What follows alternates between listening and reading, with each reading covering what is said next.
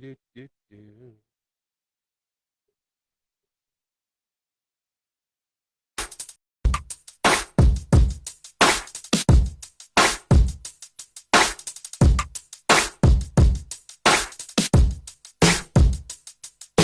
Hey, what's going on? Welcome, everybody. Welcome to the Beehive, and it's a Tuesday night. That actually reminds me, I feel like I just said a line out of a Sheryl Crow song. He's got a daughter he calls Easter. She was born on a Tuesday night. Anyhow, welcome, everybody. And,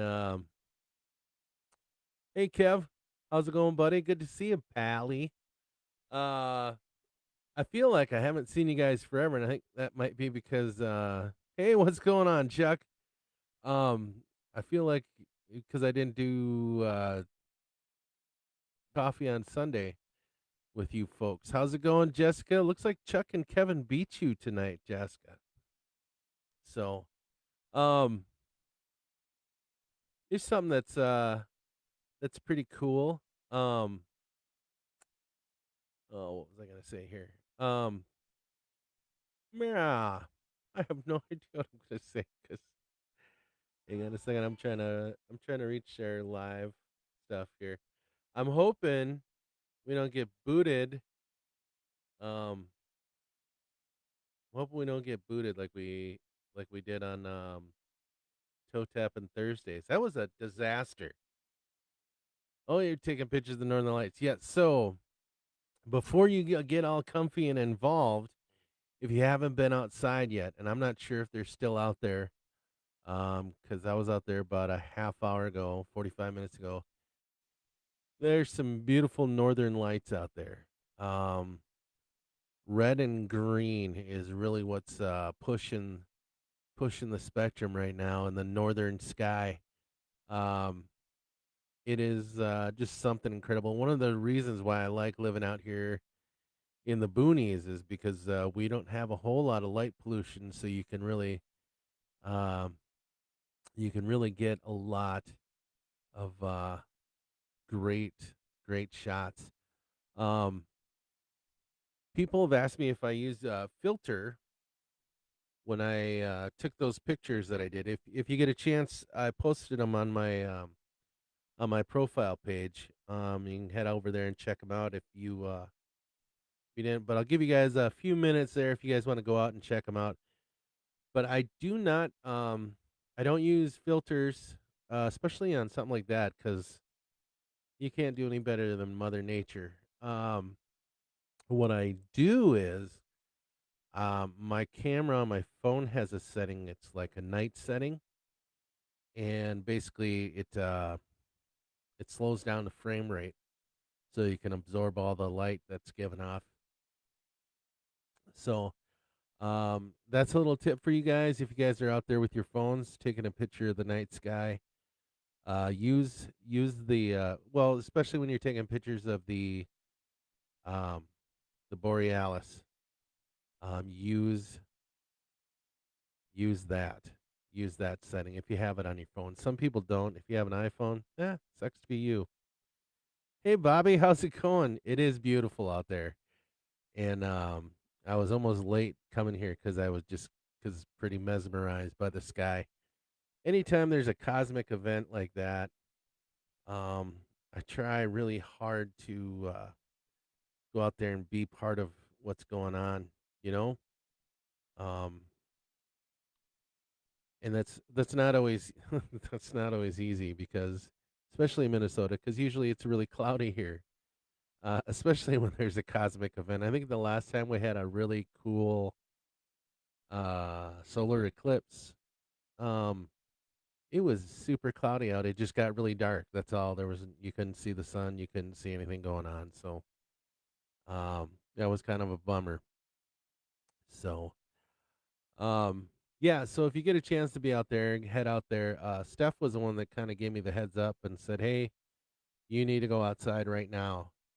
And no explanation at all. So I just went outside and I thought maybe she pulled in with her truck on fire or something. But no, I went out there, it was the Northern Lights were out there, and I'm like, "Holy cow," and it went from green to red to green, and then I went inside and got Cassie, and I had Cass come out and take a look at it and stuff, so and then yeah, so everybody then I of course, I got to go on to Facebook and tell everybody about it on there, so and then next thing you know, the Facebook is getting flooded with, borealis photos.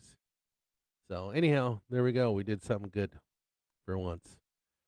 Um, yeah, so it's kind of a busy time of year for, both Roberto and myself. Um, we will not be able to have a coffee this coming weekend either, um, because, I will be out of town. I will be, I'll be in Aberdeen, South Dakota. It's my, oldest granddaughter. It's her birthday. So I'll be busy with her, spoiling her and my youngest granddaughter. And then, tick, tick, tick, tick. What else was I going to say? Oh, yeah. So there will be no coffee with friends on Sunday. There will be a, there will be a toe tapping Thursday this Thursday. I believe we're going to have a special guest come in and also play with Bobby and myself. Uh, Bobby supposedly has some lines meeting on Thursday, and I guilt tripped him big time because I told him that's why we moved it from Tuesdays to Thursdays so that it wouldn't interfere with his line stuff. So anyhow, hopefully Bobby shows up on Thursday. Otherwise, it's just me and the special guest, and either way, that is happening on Thursday, and then we're back to Tails on Tuesday next week. Someday we will probably return to normal. Maybe as winter gets on, and we won't want to go outside. But got a lot of stuff going on. We got Thanksgiving is coming up. I got I'm gonna be out of town for a Christmas party, company Christmas party, and then I am also going to Florida again at the end of the year to spend the holidays with my dad and my sisters. So there is that. What do we got there? We got bee. Oh, they are badgers. Okay, I was looking on my phone here, Chuck, and I couldn't see if they were bees or badgers or what they were, but I see it now. I got it. That's what I like about no trees here. Yeah, I as well. And if I would have had more time, I would have driven out to the country, and I still might after tonight's show. So, but yeah, it was pretty awesome. I don't know what you can see out there, Kevin, where you're at, and also Chuck.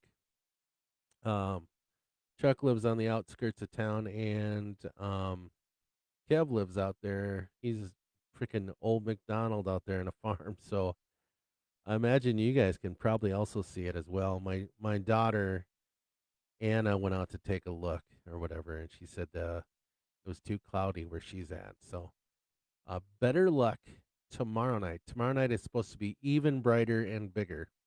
So we'll have to focus on the skies tomorrow night. I watch the cloud over because that's the way Minnesota is. Anyhow, I wanted to talk a little bit about my story here. Oh, Kevin doesn't see anything. So, well, my daughter's down by you, and she said it's cloudy out there, and she wasn't able to see a whole lot. So you're probably in the same situation. But um, anyways, getting back to Broken Bird, um, I've gotten a lot of comments from people that don't normally come on here and comment during the show. And they've been very gracious comments that really, really make me feel good, and I'm very touched by them um, because my story has touched them as well. A lot of feedback that I get is people that have listened to my to the story. Um, either hits him somewhere in the chest, and um, and that's kind of what it's meant to do. So, but don't worry, this isn't all gloom and doom along Broken Bird's trail. There's going to be some healing here before the end. So, but I appreciate you guys coming along. Broken Bird appreciates you guys coming along with him on this ride because he's pretty lonely out there on the road. And but he's going to meet some pretty great people. Some of those people are you guys that will be coming up. Yeah. So this is a work in progress. I had this story actually totally written, and then I kind of mixed it up with a couple other books that I was writing that was pretty much telling the same story, and I so this is a rewrite. So I know where I'm going with it. I know how it ends. I just haven't gotten there yet, and I am kind of going along the way, two chapters at a time. I've been editing the chapters before I read them to you. So yeah, so this is a big push for me to finish this book.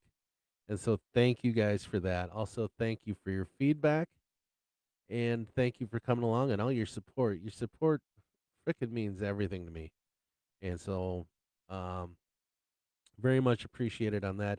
I'm feeling a lot better than I was last week when I was doing the show. I shouldn't be interrupted by uh, too much coughing and too much blowing of my nose. I rewatched that show and I'm just like, going, oh my god, here I am honking my nose. And I was like, so I should have put one of those special voice filters on there. That would have been funny to hear what that sounded like. So anyway, Broken Bird, we've made our way halfway across America already, and we're on chapter 15. He's now he's coming up on Seattle. He's just left a very good friend that I never gave a name to. Was an old homeless wise man who had chose to live in self exile from his reservation because he didn't feel that the people were living the way the elders did, and the casino money and stuff was kind of polluting their minds, and they had forgotten their roots um, and their core beliefs. So he had some wisdom to pass on to Broken Bird, who those two did not get along at first, and they got pretty tight towards the end there. And he went on a vision quest, and there was something I wanted to tell you guys, but I was so done talking last week. So I had done a vision quest. Um, oof, it was quite a few years ago. It was before cancer, and when I went on my journey, is he a skinwalker? It could be. When I went on my journey, uh, beforehand, my friend who he says he's basically the embodiment of the character of Ben Lost Horse in this story, and I call him a medicine man. He has done the duties of a medicine man for ceremonies with the Mandans, and he's he's really helped me out um, through untangle a lot of stuff I was going through. And the place that he lives on is medicinal. It really is. It's just it's hard to explain it. I've taken some people out there to his place, and it's like 300 something acres of untouched prairie, and there is old Native American mounds out there. There's an old altar out there, an old campsite out there, and yeah, the place just changes you.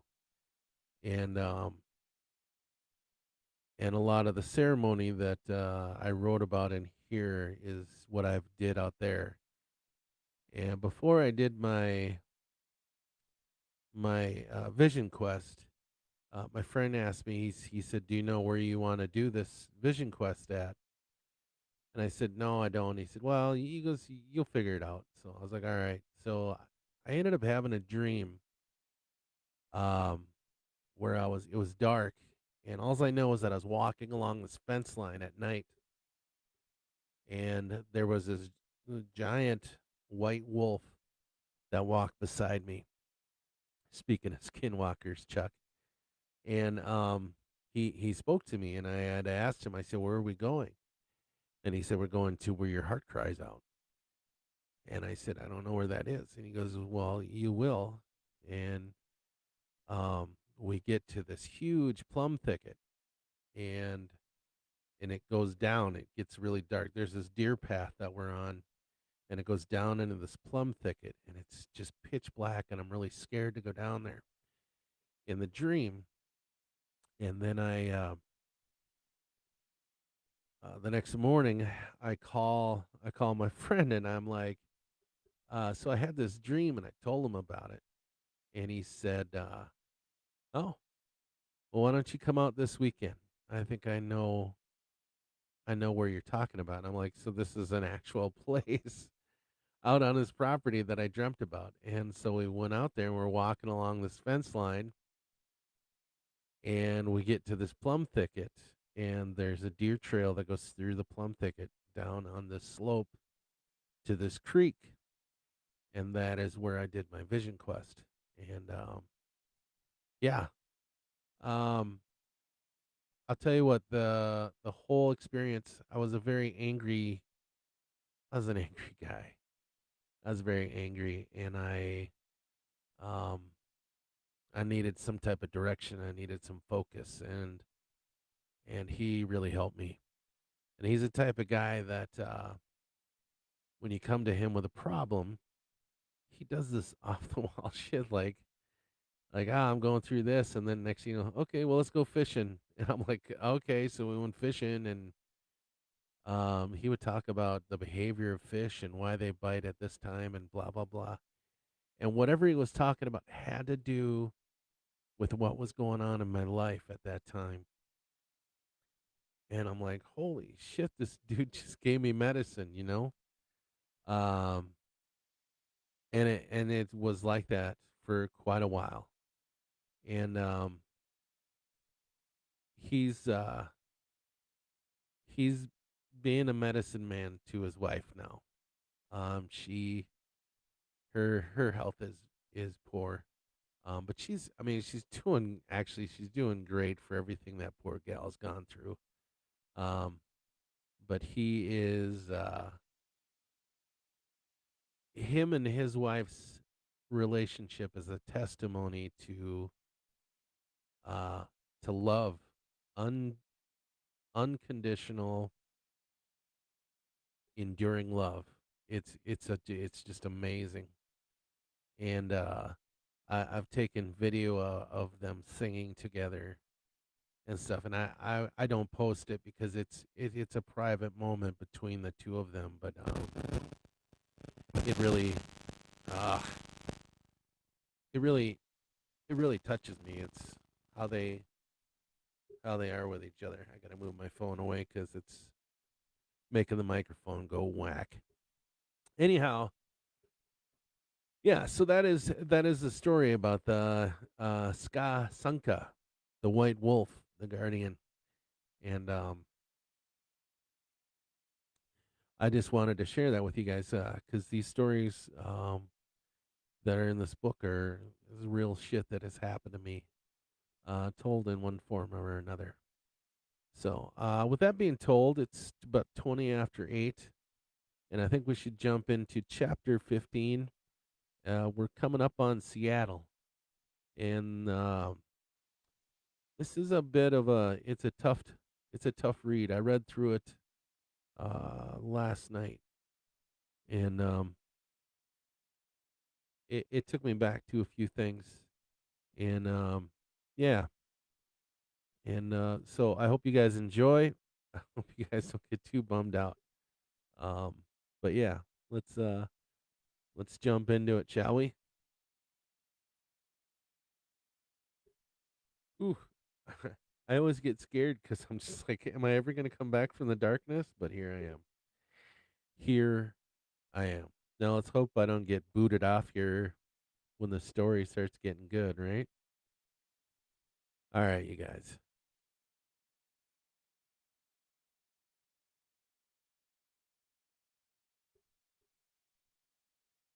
The Ballad of Broken Bird, Chapter 15.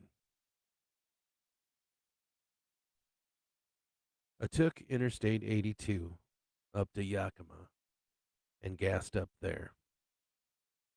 I thought about calling my dad, but then thought against it because I didn't want to get my stepmom in trouble for telling me about dad's prostate cancer. I also knocked a cig out of a pack and hated myself as I lit the end. See, I told you. I fuck things up if given the chance. I remember as a boy that my dad had mentioned he wanted to retire and buy a cabin somewhere near Mount Rainier and a stream, of course. I don't know whatever happened to that dream of his because he's been retired for about 12 years now. But if he's happy with where he's at, then who am I to pass judgment? I think we all have dreams when we're young. I started out wanting to be an astronaut, and then I wanted to be a rock star, shaking my pelvis like the king while all the girls swooned. Thanks to Charles Schultz, I realized I had a talent for drawing and thought I'd be an artist. Maybe draw Saturday morning cartoons or Sunday comic strips. But I was always that person that didn't have enough ambition or self confidence to see if I could get myself there. I dabbled with a lot of careers in my 20s. I worked in law enforcement. No, really, I did. I was a disc jockey at a local radio station, KFMT. I worked for a newspaper. I bartended until I finally just worked general labor jobs. I dabbled in freelancing with my art here and there. You may see a wall mural in a children's hospital somewhere in Nebraska, or you may see some of my watercolors in the administration building at the zoo. You may have even sat through a slide presentation aided by the jovial artwork of some half assed artist. You never know. When I got older, realized I did everything half assed, just like my father always told me I did. I gave up the art shit and the rock star dreams and all of that. My only dream was to be a husband and a father. Didn't need to come in that order. I would have been happy with either. But I fucked that up royally too. And I'll get into that a little later. The last of my dreams for my future was to live out here in the Pacific Northwest. I wanted to ride horses with Jean and grow old and die together. Yeah. Yeah, that didn't work out either. At any rate, I wanted to go see the place my dad dreamed about when he was a young buck, out driving the highways in an 18-wheeler. So I hopped on to Highway 12, made my way to Mount Rainier. I stopped at a little burger joint in Paradise and grabbed something to go. I found a scenic area next to a creek that looked out at the highest point in the Cascade Mountain Range. It was hard to believe that this was an active volcano. I think if it ever went off, it would probably end millions of people's lives. It was so big. It stood out of the earth like an enormous fang. Most of it was covered with snow and ice, which clashed with the green life at its base. I was in such awe that I could barely breathe. It was like I was staring at a living, breathing painting. I could hear the creek water flowing and an eagle screeching high above, looking for some hapless rodent. I understood what Dad was talking about. I wouldn't mind retiring here either. That is, if I could retire. Ah, well. I cashed out my 401k and pension anyways to help fund this trip. What was I going to do with that money? So I called my dad. Hey, kid, he said. He always called me that, even in my late 40s. Hey, Pop, I said. Guess where I am? You on the coast yet? Hang on. I used a camera on the phone and snapped a photo of the mountains, and I sent it to him. Hang on a second, Dad said. I got a text. Yet that's from me, Pop. It's from you? I sighed in frustration. Yep, from me. It's where I'm at. That is right in front of me. Is that Mount Rainier? He asked. Yes, sir. Wow. Weren't you going to retire here? I asked. Oh, yeah. A long time ago I was going to. But you know me, I visit some place and then I want to live there. Bad part about being a trucker. Dad, it's beautiful. You totally should move out here and live in a cabin by a creek. Waking up every morning to have coffee in front of a huge mountain? What city are you in? Uh, I think it's called Paradise. It's fitting. Oh, yeah. I can't believe you remembered I wanted to retire out there. He chuckled a bit. Of course I remembered. You talked about it when I was a boy. Now I've gotten to see where you dreamed about. Well, your mother would never let me move out there. You can't blame Mom on everything, Pop. It's 50-50. He laughed again. Are you going to go camping there? He asked. I'd love to, but I think I'm going to head into Seattle this afternoon. I just wanted to take a look around here for a bit. Well, don't go out on those access roads. They get real slick. You just be real careful. Yeah, I know, Pops. Hey, you feeling okay? The air gets pretty thin in those parts. Yeah, actually, never better. Well, I hear you wheezing a little bit over the phone. That's why I asked. I'm good. Are you still smoking? I felt guilt rise up in my gut. All the tears he shed when I was sick with cancer, and his kid was still smoking. I'm sorry, Dad. I'm gonna die anyways, Dad, I said quietly. I know. But why wouldn't you want to live out the last days being able to breathe? But Kathy called me earlier. I was trying to get the focus off me, so I threw her ass under the bus. She did? He was off guard. What what did she want? Nothing.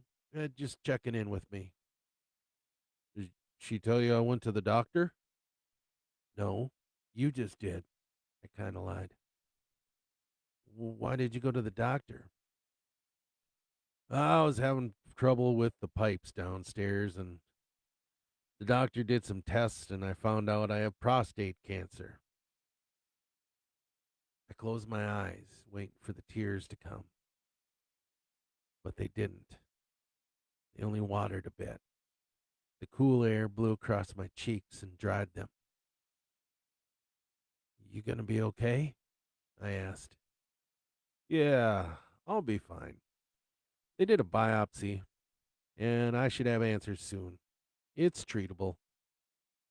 How about you keep me posted on that shit, will you, Dad? Yeah, I'll have Kathy tell you, or I'll text you. I'd rather hear it from you, Dad. Oh, okay. I'll call you and let you know. Thank you. I love you, Dad. Love you too, kiddo. I still think you should move out here. It's beautiful. It sure is. I'll talk to you later. And this is why I take this trip. When I finally succumb to the shit eating me from the inside, I don't ever want to regret not doing something. I've wasted a lot of time. I've lost a lot of great moments and great people in my life. And now I'm losing my own life. And I will keep on this trip as long as I possibly can. So, life, throw at me whatever the fuck you want because I'm going to do this. You hear me? I'm going out on this road and I'm going to chase my dreams with what little time you've allotted me. Goodbye, paradise. Goodbye, dreams of my father. I've got my own to chase. Traffic in Seattle. Yeah. Traffic in Seattle was insane. Uncle Bones' bike would die if you sit idle too long. So it was getting very frustrating just sitting there for 20 minutes and then starting the bike up, only to shut it off another 20 feet. 3.5 hours later, I made it into downtown. I decided I didn't want to go through the pain of starting and stopping my bike while here, so I paid to store it. I would either hoof it around or I'd take a cab if it was too far. 2 blocks up from my storage unit was the pier. It was a high rise hotel that sat right on the water. You could fish right off the balcony if you wanted. It was a little pricey, but it was centrally located to everything. I checked in, and a homeless kid comes in wanting a room right behind me. I'm guessing he was homeless. He was in dirty, torn clothes and looked and smelled like he hadn't seen a shower in a while. I heard the desk clerk tell him that they were all booked up, and he started to throw a fit. And then she says that I was booked into the last available room, and it had 2 queen beds, and I was by myself. Thanks a lot, lady, I thought to myself. Hey, man, this kid, about 22, maybe 30 pounds, and you could tell he was tweaking on something. Hey, man, how about it? How about what? I said to him. How about you let me stay with you? How about not? Come on. He shoves me, and his voice goes up a few octaves. Don't be a douche. Let me stay in your room. You don't need that whole space to yourself. Isn't there a shelter you can stay at? A shelter? He grimaces. You want me to stay in a shelter? Seriously, you need to back the fuck off me. I looked at the desk clerk, who only sat there like a deer in headlights. Hey, sweetheart, how about you call the fucking cops? You want to fight me for the room? The kid asks. No, I paid for the room. Now go kick rocks. I turned to go to the elevator, and he tried to clock me in the back of the head. His punch was weak, and it slid off the back of my skull. I spun around and forcefully pushed him to the ground. He hit his head on an end table in the lobby. and then it started to bleed. The desk clerk ran to him and glared up to me. "What is wrong with you?" she spat. "Me?" I spat back. "What's wrong with you? You suggest a homeless guy I've never met to shack up in my room? On top of that, when he gets belligerent, you didn't even call the cops. Well, can you at least be compassionate enough to call him an ambulance?" Fucking Christ. I called 911 and then stomped to the elevator that took me to the 14th floor. Walking into my room took the sour out of my mood. It was open with two queen-size beds in the center. The sheets smelled fresh with bleach. I walked out onto my balcony and breathed in the fresh air from the ocean. It was nice to have a soft bed and four walls closing me off to the outside. I unpacked some clean clothes and hopped into the shower. The hot water pelted my road grimy skin from the shower head, and I lathered up with a little bar of soap the hotel provided. Maybe this luxury was more than my budget could handle. I would have to be careful with spending. I had walked along the boardwalk, taking in the sights. I eyed up some seafood takeaways, but decided that I would hold off on that treat until later. Pike's Market had one of the largest produce and seafood selections I had ever seen at an open market. I thought maybe I'd grab something from here and take it to my room later to eat. It was evening and I wanted to take in more scenery. I spent most of the evening shopping at the odd shops above the food markets. There were plenty of things to buy, but then I thought, why? I am on a schedule. There's nothing so important that it will follow me to my grave. So I window shopped, both people and products. I grabbed some pamphlets on sightseeing places and then grabbed some smoked salmon and some fresh fruit with a bottle of wine, and I headed back to my room. The sun was just resting on the western horizon. She'd be gone in a few minutes. I sipped from the bottle and put a hunk of salmon in my mouth. I sat there thinking about Jean again, being here where we were going to have a little cabin or something along the shore in a deep wooded lot. We were going to have a couple of horses and ride them along the beach in the morning at sunrise, and in the evening at dusk. We were going to eat seafood and drink wine and lay in the sand. I would watch the wind dance through her black curly hair. She'd run her warm hand along my jawline while looking into my eyes, sand clinging to that lovely skin as we would kiss and make love on some soft beach surrounded by the waves and cliffs. I know. Maybe you didn't want to hear about a guy's fantasy with a woman he thought was his soulmate to the end. But this is my story. Write your own if you don't want to hear about it. When she and I met, it was a us against the world scenario. We had dated in high school for a few years. Her mother hated me because I was that long haired Injun. I moved away after graduation. I wanted her to come with. I was even willing to drop out of school just to be with her. I don't know what happened, but she ran away from home, and it wasn't to be with me. I tried to call her the day I left, and her mother blamed me for taking off.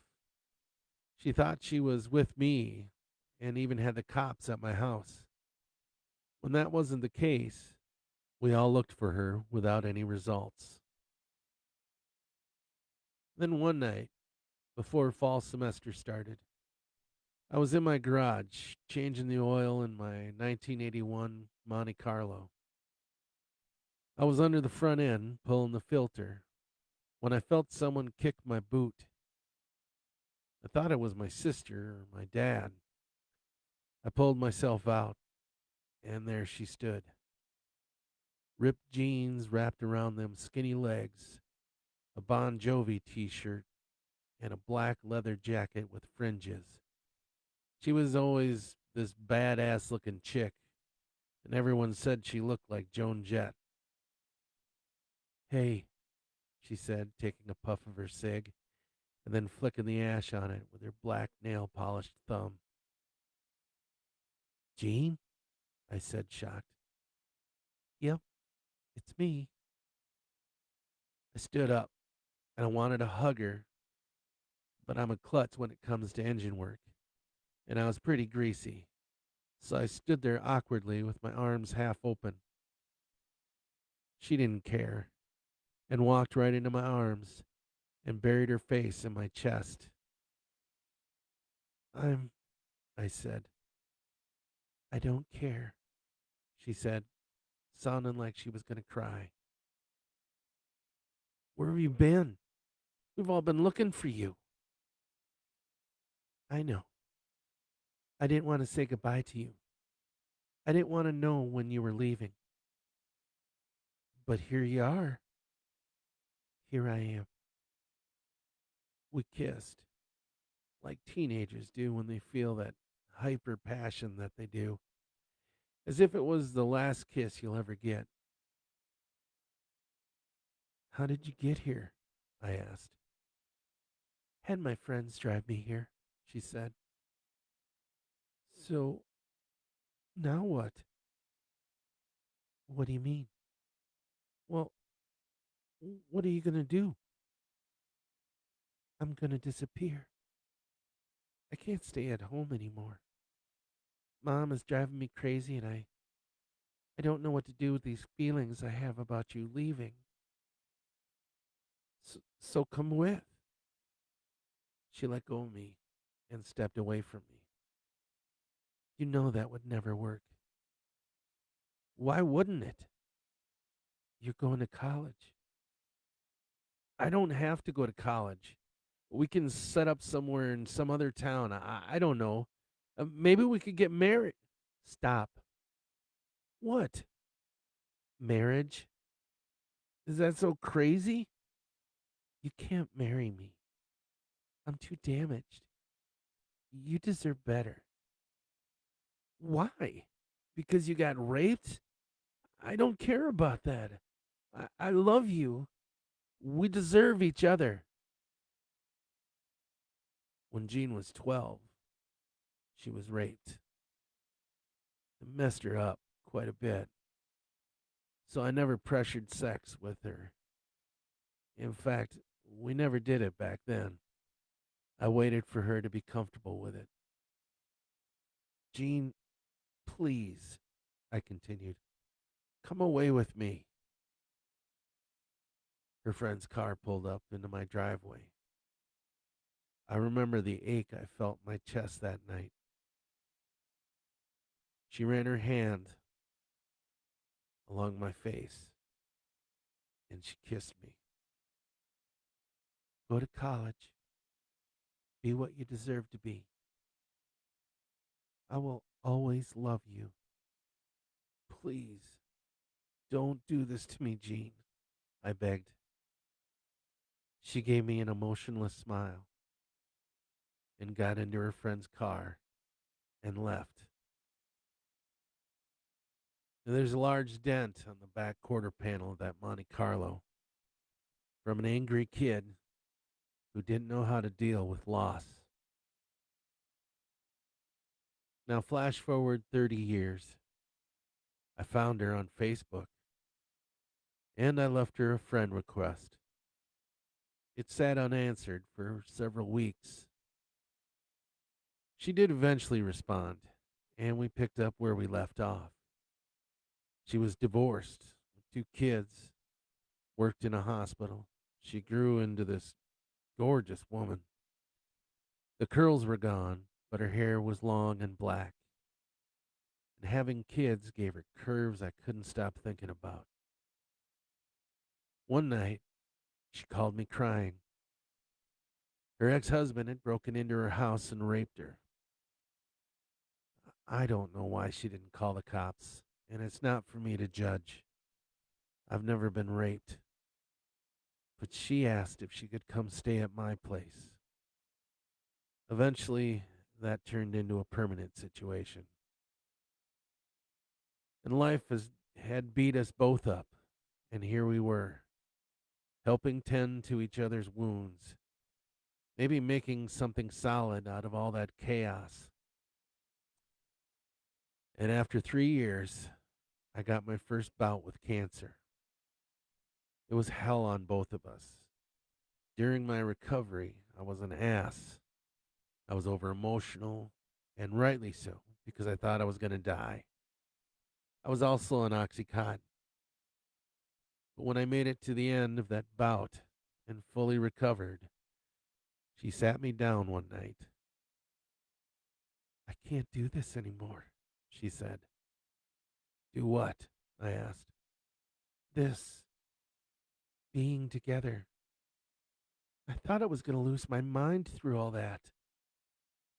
The cancer? Yes. I'm sorry, but you couldn't handle it? How do you think I felt? I don't want to. I don't want you to be upset. How am I supposed to feel? We talked about a big future together.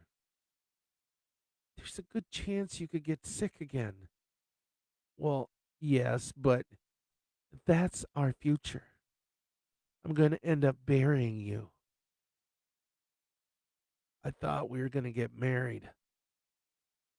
I don't know if I could ever get married again, especially if you die the next time cancer comes around. I quit smoking. I had back then. That doesn't mean cancer can't come back. Well, no, but I thought we had each other's backs, thick and thin. That sounds like marriage. So what? Is that so terrible? I'm done discussing this. I can move out by the end of the week. Fuck this shit, Jean. She stood up to leave. If I would have known surviving cancer was going to be like this, I would have just ran off somewhere and let it claim me. Maybe I'll do that next time. That's not fair. Life ain't fair, is it? You should know better than anyone, Jean. We didn't speak for a week. I came home from work one day, and the house was half empty. Her things were gone. Just her scent lingered in that big empty house. A month later, my grandmother passed away from pancreatic cancer. And a few months later, it was Mom. Seriously, I wondered why I fought so hard to live during cancer. If this is what life had in store for me, I would have rather fed the goddamn worms. Also, it turns out she could get married again, just not to me. I looked down and noticed the wine bottle was empty. I lit a cig, and I could feel the smoke burn somewhere in those damaged lungs. I know, I know. I'm a ticking time bomb. I was poking the bear, and whatever magic water in that cave in Idaho did could go away very fast. I crushed out the cig and closed my eyes. I could hear the ocean somewhere in all that darkness. And that, my friends, is the end of chapter 15. You are a rock star. Yeah, all right, Bobby. Thank you, though. Thanks, buddy. So anyhow, that's the end of the chapter there.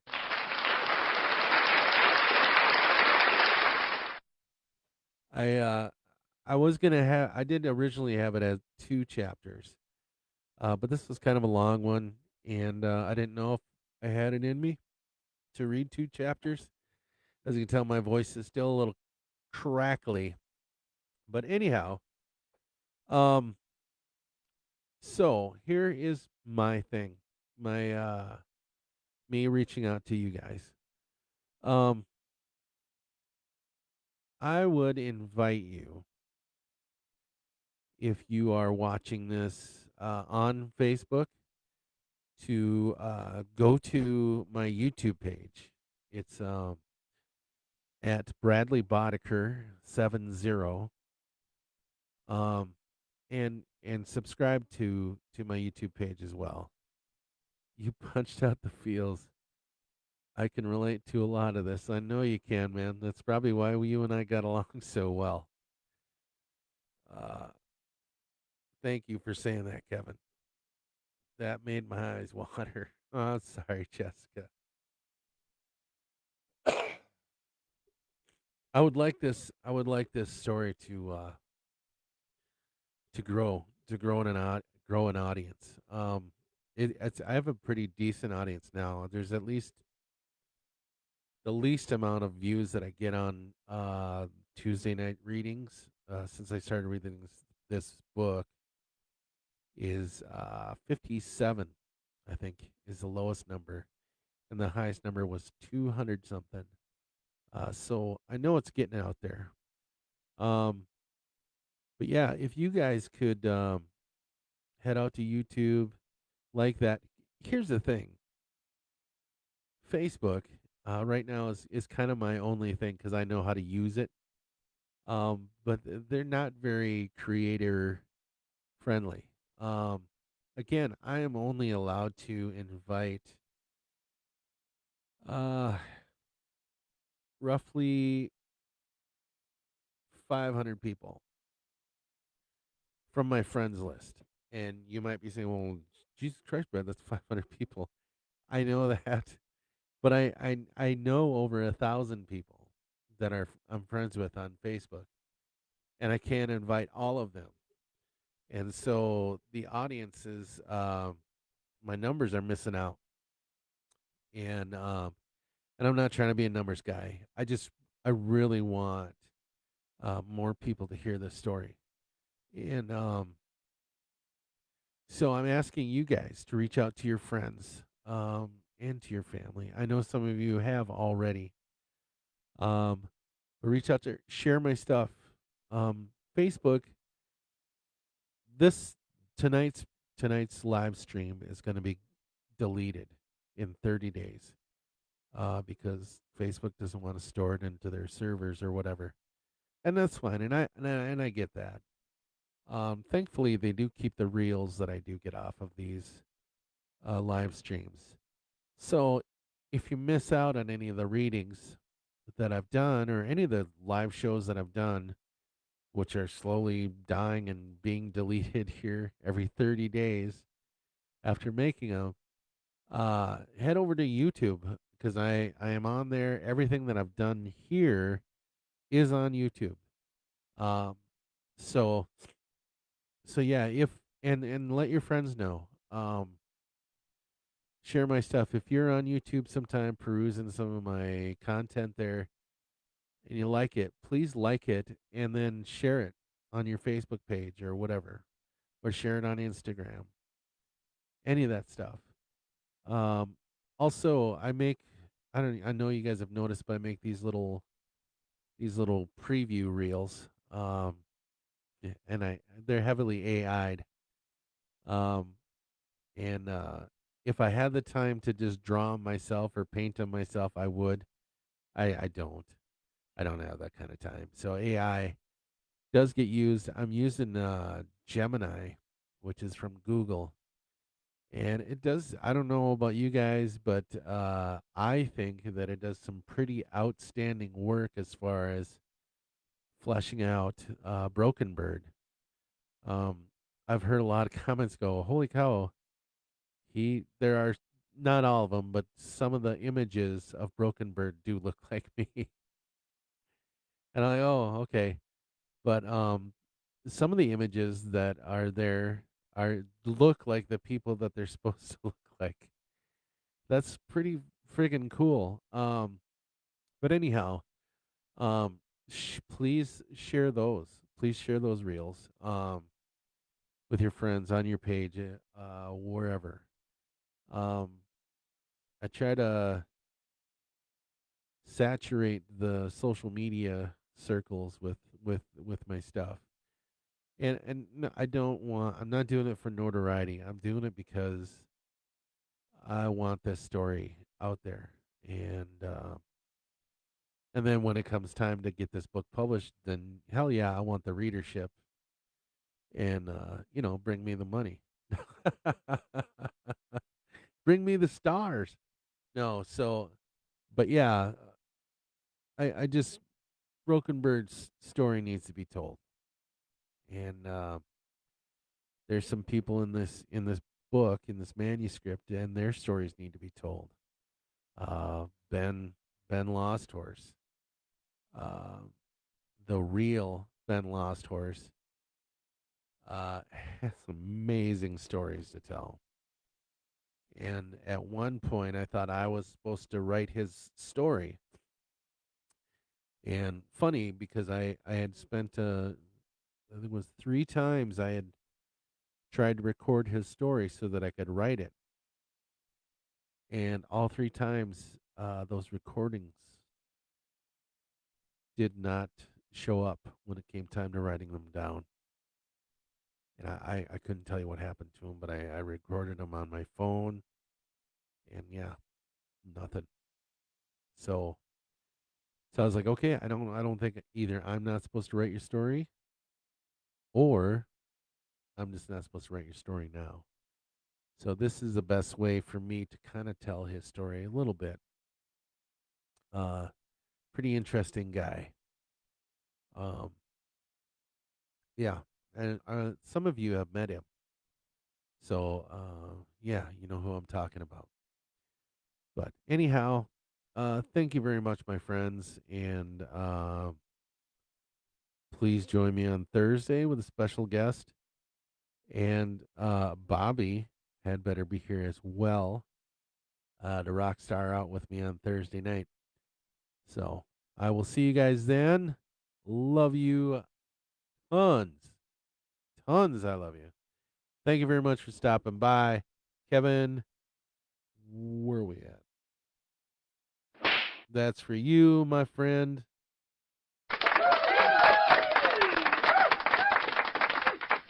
Peace and a bottle of hair grease. Mwah. Have a great evening, everybody. And if you can, if it's still out there, go check out that Aurora Borealis happening out there. Mother Nature is one beautiful babe. Good night.